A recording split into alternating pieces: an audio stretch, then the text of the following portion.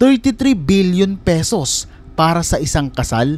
Alam mo ba kapatid na merong isang tao na gumastos ng higit 33 billion para sa isang kasal at ito ay tumagal ng 3 araw.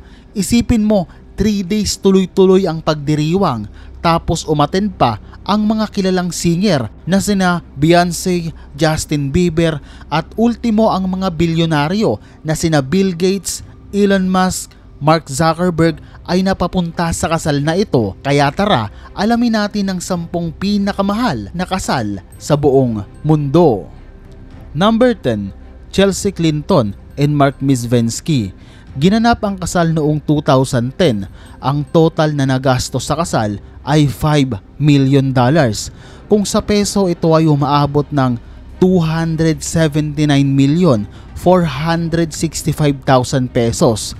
Grabe to para sa isang kasal. Si Chelsea Clinton ay ang nag-iisang anak ng dating former president ng US na si Bill Clinton.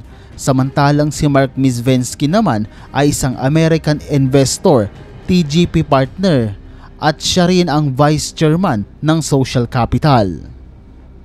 Number 9, Kim Kardashian and Kris Humphries. Ginanap ang kasal noong 2011. Ang total na nagastos ay 558,929,940. Si Kim Kardashian ay isang American media personality and businesswoman, samantalang si Kris naman ay isang former professional basketball player. Siya ay power forward at naglaro sa NBA. At alam mo ba na ang salary nito ay pumalo ng $4.4 million noong 2016. Number 8, Kim Kardashian and Kanye West. Ginanap ang kasal noong 2014 at oo, may nagbabalik si Kim Kardashian ulit sa pangalawa niyang pinakasalan na si Kanye West. Ang total na nagastos ay 670,715,928. At sino ba naman ang hindi makakakilala kay Kanye West? Siya ay isang American rapper, singer, record producer at isa sa pinakasikat na rapper noon magpasa hanggang ngayon. Number 7, Petra Ecclestone and James Stunt. Ginanap ang kasal noong 2011. Ang total na nagastos ay 838,395,000. Grabe, sa isang kasalang gumastos ng ganito.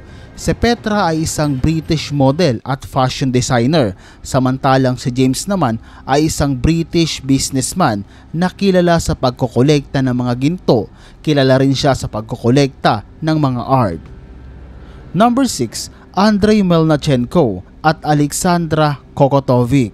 Ginanap ang kasal noong 2005 at ang total na nagastos ay 1,676,655,000. Grabe, umabot na ng 1 bilyong piso. Si Andrei ay isang Russian Emirati billionaire entrepreneur at founder ng Eurochem Group at coal producer ang SOEC. Samantalang si Alexandra ay isang professional model na galing din sa isang mayamang pamilya. Number 5, Prince William and Kate Middleton. Ginanap ang kasal noong 2011. Ang total na nagastos ay 1,900,209,000. Grabe naman talaga, pa2 milyon na to. Si Prince William ay ang panganay na anak ni King Charles III at alam mo na kung bakit ito mayaman. Siyempre, anak ng king. Samantalang si Kate Middleton naman ay isang prinsesa at miyembro ng British royal family. Grabe, isang prinsipe at prinsesa ang nagkatuluyan. Talagang bongga talaga ang kasalan. Number 4, Prince Harry and Meghan Markle. Ginanap ang kasal noong 2018 at ang total na nagastos ay umabot ng 2,514,982,500. At yun na nga, umabot na tayo sa 2 billion pesos. Si Prince Harry ay isa sa mga miyembro ng British royal family at nakababatang anak ni King Charles III. Samantalang si Meghan Markle ay isang media personality, former actress, at alam ko na nakikita nyo na rin siya sa mga pelikula tulad ng Suit. Number 3, Prince Charles and Lady Diana. Ginanap ang kasal noong 1981 at ang total na nagastos ay 2,682,648,000. At syempre, sino ba naman ang hindi makakakilala sa nag-iisang hari ng United Kingdom na si King Charles III? Samantalang si Lady Diana naman ay ang nag-iisa at una nitong asawa. Number 2, Vanessa Metal and Amit Bhatia. Ginanap ang kasal noong 2004. Ang total na nagastos ay 3,353,310,000. Grabe to mga kapatid, umabot na tayo ng 3 billion. Si Vanessa Mittal ay ang anak ng bilyonaryong si Lakshmi Mittal na may-ari ng pinakamalaking steel company sa buong mundo, ang ArcelorMittal. Samantalang si Amit Bhatia ay isang British-Indian businessman, entrepreneur and investor, at siya lang naman ang founder ng IB Capital Advisor. Number 1, Anant Ambani and Radhika Merchant.